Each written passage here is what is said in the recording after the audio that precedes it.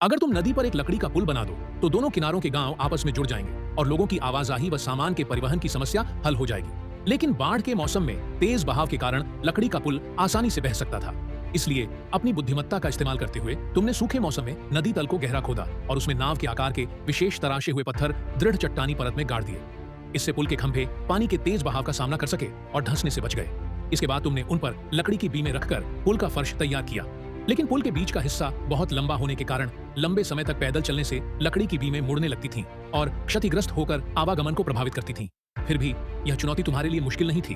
तुमने पुल के खंभों पर कई लकड़ी की बीमें बिछाईं और उस पर और भी लंबी बीमें क्रॉस करके रखीं, जिससे एक कैंटिलीवर जैसी संरचना बन गई, मानो कोई हाथ पुल को सहारा दे रहा हो। इस तरह पुल की ताकत बढ़ गई और वजन पूरे ढांचे में बराबर बढ़ गया आगे।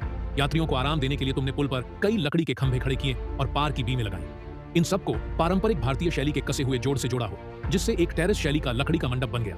इससे बड़े चौड़े छत को भी मजबूत सहारा मिल गया।